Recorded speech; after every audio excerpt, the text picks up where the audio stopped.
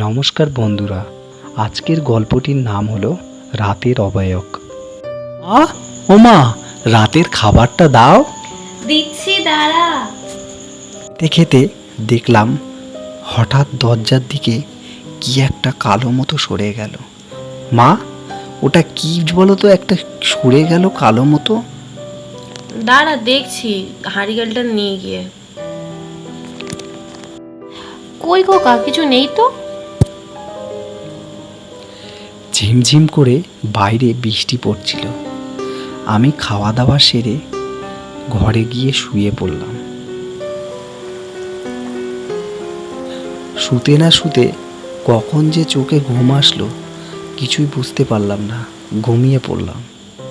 যখন আমি চোখ খুললাম, আমি নিজেকে একটা ফাঁকা মাঠে দাঁড়িয়ে থাকতে দেখলাম। চারিদিকে তাকিয়ে দেখলাম পুরো মাঠটি অন্ধকারে ধুধু করছে। শুধু দুটো জিনিস দেখতে পাচ্ছিলাম, আকাশে ওঠা অর্ধেক চাঁদ, যার অল্প আলোতে মাঠের অপর প্রান্তে দেখতে পাচ্ছিলাম একটি বড় বট গাছ, যার বড় বড় ঝুড়ি নেমেছে। আর একটা জিনিস দেখলাম, বট গাছের পেছনে কালো কাপড় পরে একটি অবায়ক দাঁড়িয়ে আছে। কি ওটা? আমি ওই দিকেই হাঁটতে শুরু করলাম।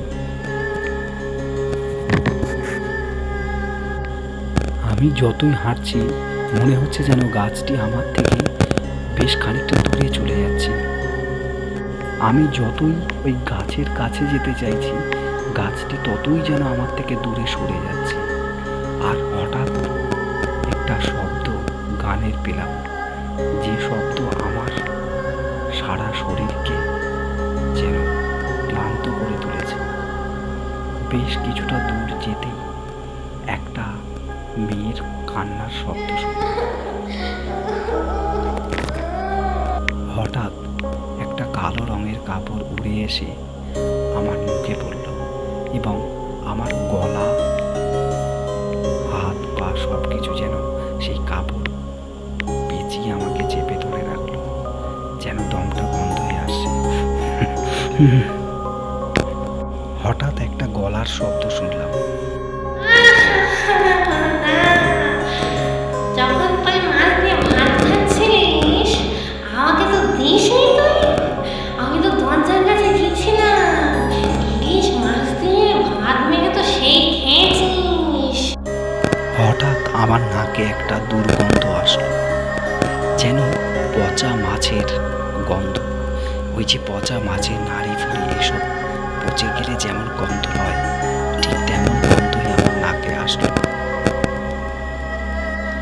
আর কালো কাপড়টা যেন আমাকে আরো চাপতে থাকলো, যেন আমার শরীরের সমস্ত রক্ত জমাট বেঁধে গেছে। কিছুক্ষণ পর ফরজের আজানের আওয়াজ শুনতে পেলাম।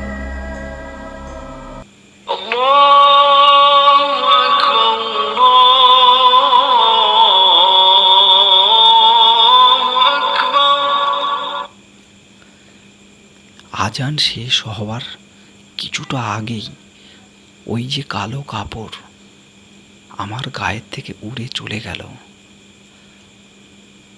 আর তার কিছুক্ষণ পর আমি চোখ খুললাম, দেখলাম যে আমি তো স্বপ্নে ছিলাম এতক্ষণ।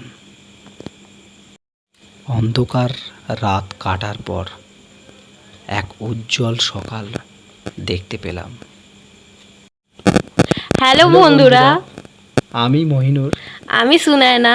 আপনাদের যদি এই গল্পটা পছন্দ হয়ে থাকে তাই লাইক করুন, কমেন্ট করুন, শেয়ার করুন এবং সাবস্ক্রাইব করুন। আর আরও কী কী গল্প আপনাদের পছন্দ সেগুলোকে আপনারা কমেন্টে বলুন জলদি। তো আজকের মতো বাই, আবার কোনোদিনও দেখা হবে একটা নতুন গল্প নিয়ে।